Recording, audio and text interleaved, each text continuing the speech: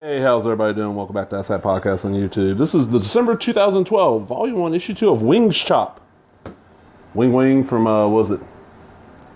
Oh, the Filipino, midget James Bond films. I can't think of their name. Like Double O Kid or something like this. World Weird Kung Fu Spaghetti Western Cinema. I'm like, okay. And we got this, I'm guessing South American lady here done up as like a cowboy. Got her on the back too. She kind of reminds me of, shit. Oh, what was that lady's name? She worked for Seduction Cinema back in the day. What Misty Monday and all them. Not Darian Kane. AJ Khan. It's one of those print-on-demand zines. Not bad. I mean, what's the first printing? Of course, with print on demand, there really ain't such thing. But other contributors, you got a lot of people work on this. Stephen Bissett's the first name I recognize. Mike Howlett. He used to post at a forum I read at, but I don't think he posts there anymore. Strange Stories from a Chinese studio, The Painted Skin. And this is one where I flipped through it a little bit, but not a whole lot. I'm talking about how, Kung Fu Westerns and how Shanghai Noon's push is like one of the first big ones, but you had the Fighting Fists of Shanghai Joe and other ones. Kui Chin Hung, an architect of Hong Kong genre cinema. These are pretty cool little zines. And this was... there's no price on it. I want to say this was like $8. Most of these, it's bigger than normal. It's like not as big as Rolling Stone, but not much small. Old Rolling Stone. Rolling Stone when did they go to normal magazines? I have no idea. I quit reading Rolling Stone like 97, 98 probably. Blood Brothers. The Pistol Pack pasta dramas of Gianni Garco and Klaus Kinski. Klaus Kinski, such a great actor. I got to get more into spaghetti westerns. That's part of the reason I picked this. This give me an idea of some spaghetti westerns to check out. 5 for Hell. A Pistolary of Violence. Observations in Bright Red. El Ranchera sobre Nacho Películas del Mexicano Chile Western Cine. A brief survey of Mexican horror westerns. Yes. There's a whole pile of films. I'm like, oh, I want to see that. I want to see that. Yeah. You throw horror in there, like, I'll give it a shot. I thought somebody asked me recently, and they okay, we know you're huge in horror, you're huge in like pro wrestling, you're huge in comic books. Like, they go, which one's like the biggest? Like, probably the tie for number one would be like pro wrestling and comic books, and horror's like at second place, or actually third because of the tie. And the thing is that comics I've been into since I was a little kid, wrestling, same thing. Horror I did not get into until I was about 4 or 5. So, comics and like wrestling, I can remember.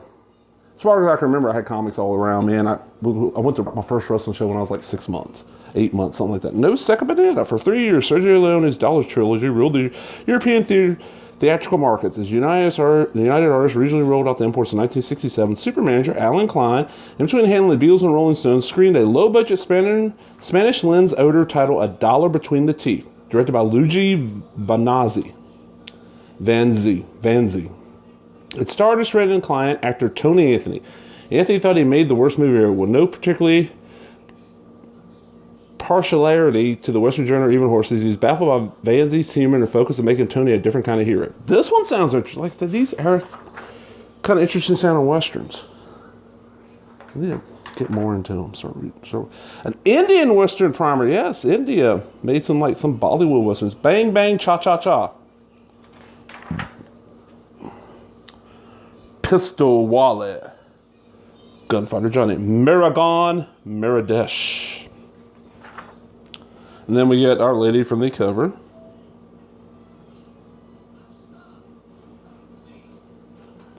And I think she gets an interview. Tai Kaiju. Yes, Cody LL. If you're watching this, and do. Tai Kaiju article. A sketchy introduction to giant monsters in Thai cinema. Tatine. Marsmen. Prarad Marie.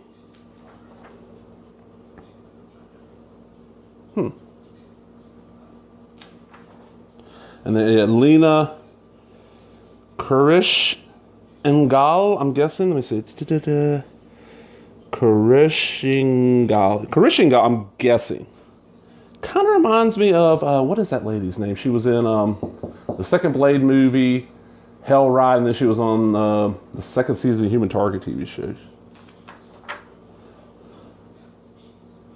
5 deadly questions for Sci-Food DB3. Look at this fucking drawing of Yaphet Kotto. Look at that. It's like, yeah. That'd make a badass t-shirt, man. Dr. Death's Day of Violence. Interview with filmmaker Darren Warren. And I think this comes out like maybe twice a year. So, you know, this is their reviews section. Every zine's going to have a bunch of raw meat. Chasing the Kidney Center. The Legend of La Llorona. Never heard. Devil Sisters, Sisters of the Devil. They're doing pretty good at, you know, Karate Robo, Zaborgar, Mirage Man, Kioma. I actually seen this recently somewhere. It was on DVD or Blu-ray, really cheap. I almost grabbed it because it looked good. Blood Match, you know, they're, you know, they're covering some shit you don't hear a lot about. The Good, the Bad, and the Weird, The Wild Geese, Ashante. Os Valentiadores de Minias Virgins. Silent Night, the kind of remake of the Silent Night, Deadly Night series. Rustler's Rhapsody, My Wife's Murder.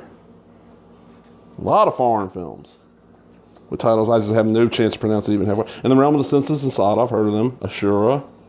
Django, Blackula. Hey, Cody L. Look at that. You got a Blackula review published. Curse of the Undead.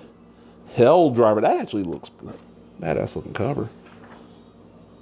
The Doggy Bag. Indian and Horror Fantastic Cinema Part 3. So how's this Part 3 if this is only the second issue of Volume 1? Or is there a issue 0 or something? I don't know. The Bookshelf. Muchos gracias, Senor Lobo. Probably, it's got to be about Paul Naschy. Yeah. Cinema Fantastique. That is still number 2. Huh. Is that like a new publisher? Drilling for Oil, the Oily Comic Primer. Matt Baker, the Art of Glamour. Matt Baker drew some fucking great. I love this Rigor Mortis cover. That's Rigor Mortis 40. You know, some zine reviews. Rogue number 1, Betty, page 832. Sprack volume 2, 8.